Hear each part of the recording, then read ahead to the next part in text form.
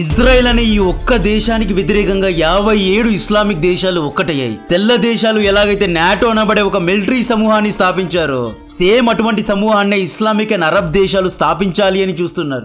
ఏదైనా ఒక్క నాటో దేశం పైన దాడి జరిగితే మిగతా నాటో దేశాలపైన చెయ్యి వేసినట్లు పరిగణించబడుతుంది. దీన్ని యుద్ధంగా పరిగణించి అన్ని నాటో దేశాలు యుద్ధ భూమిలో దిగుతాయి. అయితే అరబ్ దేశాల్లో ఇస్లామిక్ దేశాల్లో ఇప్పటి వరకు ఇలాంటి ఒక గ్రూపింగ్ లేదు. ఇరాన్ పై దాడి జరిగితే సౌదీ రాదు, సౌదీపై అటాక్ జరిగితే ఖతార్ రాదు. ఈ విధంగా ఉండేది. ఇప్పుడు 57 దేశాలు ఇంక్లూడింగ్ పాకిస్తాన్ ఇజ్రాయెల్కు వ్యతిరేకంగా పెద్దగా ప్లాన్ చేస్తున్నారు. ఈ 57 దేశాలు ఇజ్రాయెల్ పై భారీ పడతాయా లేదా ఒక్క ఇజ్రాయెల్ అందరినీ చూసుకుంటుందా? దీంట్లో అమెరికా యొక్క రోల్ ఏంటి? ఎప్పట్లాగే అమెరికా ఇజ్రాయెల్ కే సపోర్ట్ చేస్తుందా లేదా జీసీసీలోన తమ ఆలీస్ అయిన ఖతార్, సౌదీకి కూడా సపోర్ట్ చేస్తుందా అనే వివరాలు డీటెయిల్ గా ఎక్స్ప్లెయిన్ చేస్తా. ఖతార్ ఇజ్రాయెల్ యుద్ధానికి స్పార్క్ సెప్టెంబర్ 9న మొదలైంది. ఇజ్రాయెల్ యుద్ధ విమానాలు దోహాలోని ఒక రెసిడెన్షియల్ బిల్డింగ్ పై దాడి చేయడం ఖతార్కు నచ్చలేదు. ఇజ్రాయెల్ ప్రధాని నేతన్యాహు ప్రకారం అమెరికాకు ఇన్ఫర్మేషన్ ఇచ్చే దాడి చేశామంటున్నారు. దోహాలోని ఒక బిల్డింగ్ లో హమాస్ రాజకీయ పెద్దలు ఉన్నారు. ఈ పెద్దలు గాజాలో యుద్ధాన్ని ఇగ్నైట్ చేస్తున్నారు. ఖతార్ మా శత్రువులకు ఆశ్రయం ఇస్తోంది, అందుకే లేపేశాము అని ఇజ్రాయెల్ అంటోంది. ట్విస్ట్ ఏంటి అంటే నిన్న డొనాల్డ్ ట్రంప్ మాకు ఇజ్రాయెల్ దోహాపై దాడి చేయబోతున్నాము అన్న ఇన్ఫర్మేషన్ ఇవ్వలేదు అని పబ్లిక్ గానే చెప్పేశాడు. ఒకసారి ఈ వీడియో చూడండి.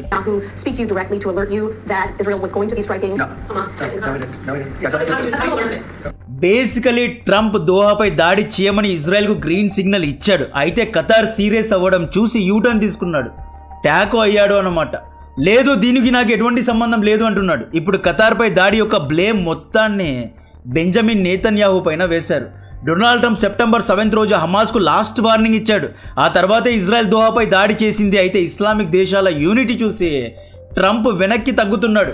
ఖతార్ అనేది అమెరికాకు కూడా స్ట్రాటజిక్ ఆలీ. ఖతార్లో అమెరికా యొక్క అతిపెద్ద మిలిటరీ బేస్ ఉంది. సౌదీ, ఖతార్, ఒమాన్ వంటి జీసీసీ దేశాలు అందరూ డాలర్స్తోనే పెట్రోల్ను అమ్ముతారు. దీన్నే పెట్రో డాలర్ అంటారు.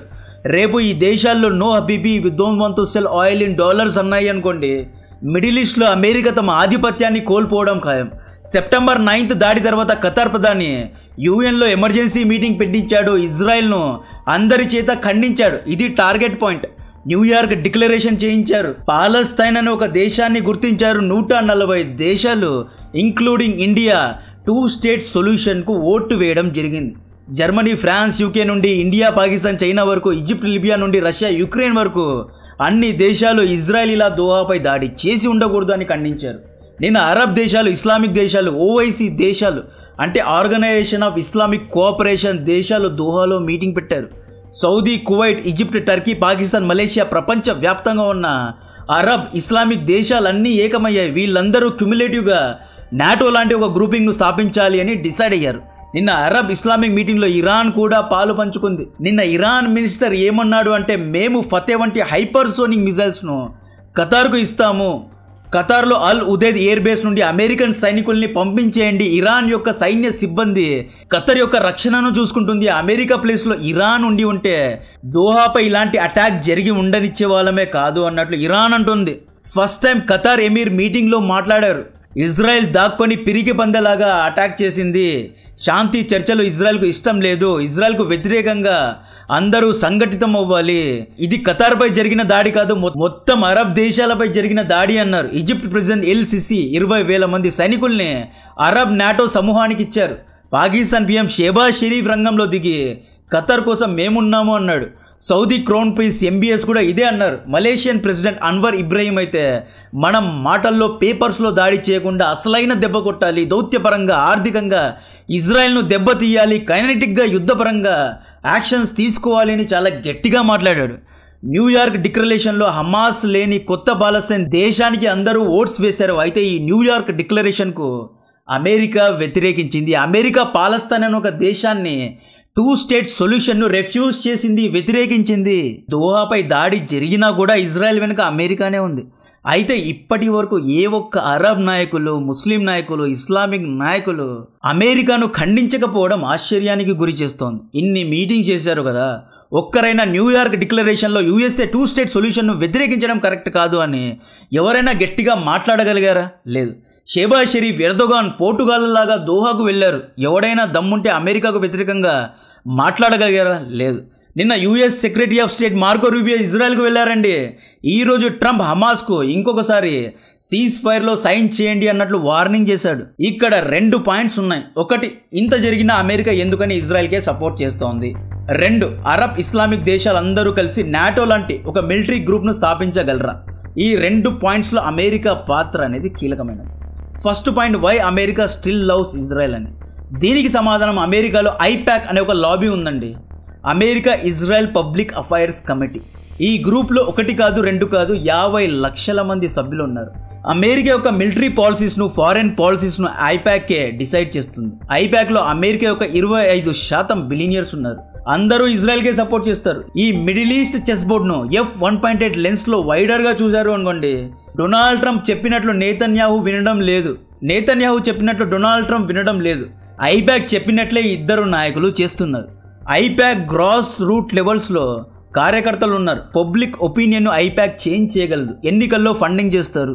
అమెరికన్ కాంగ్రెస్ను ఐపాక్ ఇన్ఫ్లుయెన్స్ చేయగలదు. యూఎస్ఏలో ఒక బిల్ పాస్ అవ్వాలి అంటే ఐపాక్ యొక్క పాత్ర ఎంతగానో ఉంటుంది.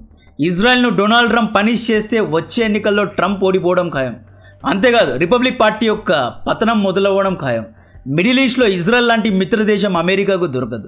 ఇజ్రాయెల్ దేనికైనా సిద్ధమే. రేపు ఇజ్రాయెల్ మాకు ఈ గొడవలు వద్దు అని పక్కకు తప్పుకుంటే ఇరాన్ చేతుల్లో మిడిల్ ఈస్ట్లో ఉన్న 50,000 మంది అమెరికన్ సైనికులు ఓడిపోవడం ఖాయం. మిడిల్ ఈస్ట్లో అమెరికా ఆధిపత్యం ఉంటేనే అరబ్ షేకులు భయపడి క్రూడ్ ఆయిల్ను డాలర్స్తో కొంటారు, అమ్ముతారు. డొనాల్డ్ ట్రంప్ ఎప్పటికీ నేతన్యాహును శాసించలేడు. ఈ రోజు కూడా ఇజ్రాయెల్ గాజా పైన దాడులు చేసింది. ఇంత జరిగిన New York declaration, UN condemnation, Arab meeting, Donald Trump phone చేసి తిట్టినా కూడా ఈరోజు మళ్ళీ ఇజ్రాయెల్ గాజా పైన దాడి చేసింది అంటే ఇక మీరే ఆలోచించుకోండి. నెక్స్ట్ పాయింట్ ఏంటి అంటే, అరబ్ గ్రూపింగ్ సాధ్యమేనా? దీనికి సమాధానం, ఇజ్రాయెల్తో యుద్ధం చేయాలి అంటే ఐపాక్తో యుద్ధం చేయాలి. ఐపాక్తో యుద్ధం చేయాలి అంటే అమెరికన్ పొలిటీషియన్స్తో యుద్ధం చేయాలి. అమెరికన్ పొలిటీషియన్స్తో యుద్ధం చేయాలి అంటే అమెరికాతో యుద్ధం చేయాలి. అరబ్, నాటో ఈ ముగ్గురిని ఎదుర్కోవాలి అంటే మొదటగా జీసీసీ దేశాలు అమెరికా సైనికుల్ని తమ దేశాల నుండి తరిమి కొట్టాలి. ఫస్ట్ ఖతార్ దగ్గరకు వద్దాం. ఖతార్ అల్ ఉదైద్ మిలిటరీ బేస్లో ఉన్న అమెరికన్ సైనికుల్ని తరిమేయగలదా? నోవే. అమెరికా యుద్ధ ఆయుధాలను వాడకుండా ఖతార్ యుద్ధం చేయగలదా? నోవే. టర్కీ దగ్గరకు వద్దాం. ఇజ్రాయెల్తో యుద్ధం చేయాలి అంటే మొదటగా నాటో నుండి టర్కీ తప్పుకోవాలి, అమెరికాతో సంబంధాలు తెంచుకోవాలి. ఇది టర్కీ చేయడానికి సిద్ధంగా ఉందా? లేదు. కువైట్, ఒమాన్, సౌదీ కూడా అమెరికన్ మిలిటరీ బేసెస్ ను తమ దేశాల్లో ఉండకుండా చేయాలి. ఇది సాధ్యమైనా? నోవే. ఒకవేళ కువైట్, ఒమాన్, సౌదీ, ఖతార్ వంటి దేశాలు అమెరికన్ మిలిటరీ బేసెస్ ను తీసి పడేశాయి, అమెరికన్ సైనికుల్ని తరిమేశారు అనుకోండి, ఐసిస్ వంటి ఎన్నో శత్రువులు ఇలాంటి దేశాలపైన దాడి చేయడానికి సిద్ధంగా ఉన్నారు. జీసీసీ దేశాలు అనేవి అద్దాల మేడ లాంటిది. ఒకే ఒక తిరుగుబాటు చాలు, నేపాల్, ఫ్రాన్స్ అన్ని రిపీట్ అవుతాయి. సో ఈ దేశాలన్నిటికీ అమెరికా యొక్క రక్షణ కావాలి. నెక్స్ట్ పాకిస్తాన్ దగ్గరకు వద్దాం. పాకిస్తాన్ దగ్గర ఉన్న అణ్వాయుధాలన్నీ అమెరికా. పాకిస్తాన్ అనేది అమెరికా యొక్క రెంటెడ్ ప్లేస్.